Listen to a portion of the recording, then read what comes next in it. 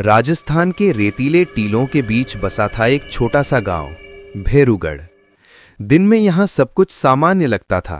बच्चे खेलते, औरतें कुएं पर पानी भरती, लेकिन रात होते ही पूरा गांव सन्नाटे में डूब जाता था। हर घर के दरवाजे भीतर से बंद हो जाते और कोई बाहर कदम नहीं रखता, क्योंकि गांव के बाहर शमशान घाट में एक पुरानी घंटी टंगी थी, जिसे लोग खोपड़ी की घंटी कहते थे। कहा जाता था, जब भी वो घंटी बजती है, गांव का कोई एक आदमी गायब हो जाता है। न लाश मिलती, न कपड़े, न परछाई। पहली गूंज। रात के ठीक 12 बजे गांव का बुजुर्ग राम सिंह चौपाल पर अकेला बैठा बीड़ी पी रहा था। हवा में ठंडक थी, आसमान बादलों से घिरा हुआ था। अचानक टन टन टन शमशान की दिशा से घंटी की आवाज आई। राम सिंह ने सिर उठाया, आवाज की तरफ देखा और हंसते हुए बोला, अरे ये फिर बज गई। कोई बेवकूफ होगा जो शमशान गया होगा। वो हंसते हुए घर चला गया, लेकिन अगली सुबह कुएं के पास उसके जूते पड़े थे, राम सिंह नहीं। डर का फैलना। गांव में अफरा तफरी मच गई। हर किसी के चेहरे पर डर था। कोई कह रहा था, घंटी फिर गूंजी है। कोई कह रहा था, एक और गया। गांव का टीचर अरविंद, जो शिक्षित था, इन सब बातों को अंधविश्वास समझता था, लेकिन जब उसने खुद अपने पड़ोसी को गायब होते देखा, तो उसे भी लगने लगा कि इस घंटी के पीछे कुछ तो है। अरविंद की जांच। अरविंद ने गांव के पुराने मंदिर में जाकर एक ग्रंथ खोला। पन्ने पीले थे, उन पर धूल जमी थी।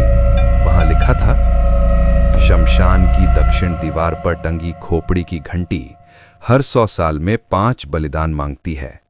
ये गुरु के श्राप से बनी है, जिसने अपने ही शिष्य को मृत्यु दी थी। अरविंद ने आगे पढ़ा, जब तक 5 आत्माओं का बलिदान पूरा न हो, श्राप खत्म नहीं होगा और घंटी की गूंज रुक नहीं पाएगी। सच्चाई का पता। अरविंद ने अपनी छोटी बहन सोनी से कहा, अरविंद, सोनी, ये श्राप हमारे वंश से जुड़ा हुआ है। सोनी, मतलब?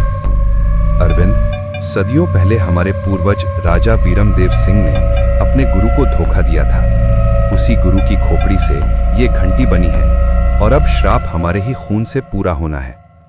सोनी की आंखें फटी की फटी रह गईं। हवा भारी हो चुकी थी।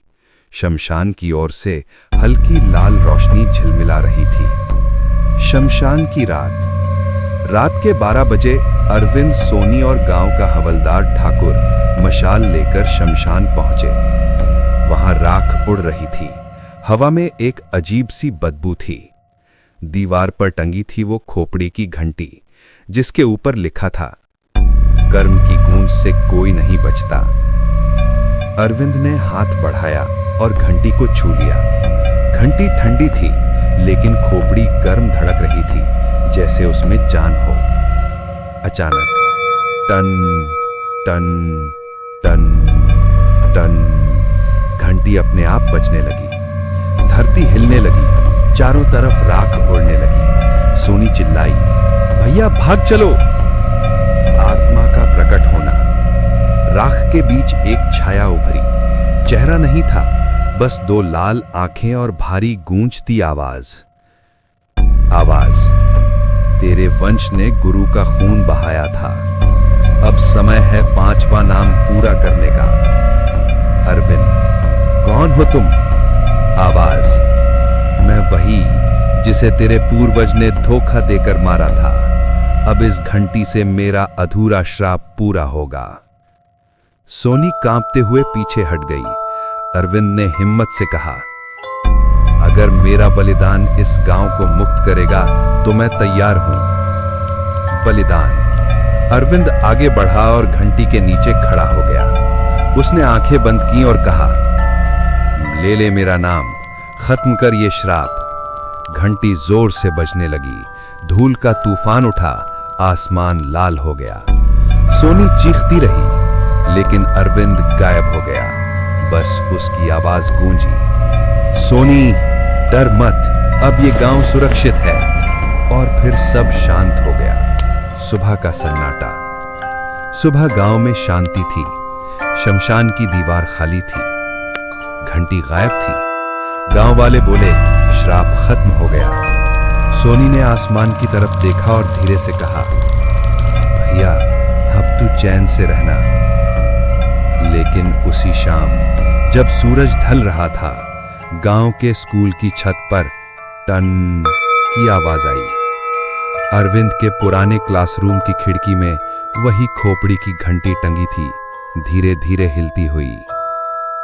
कर्म की गूंज कभी नहीं रुकती।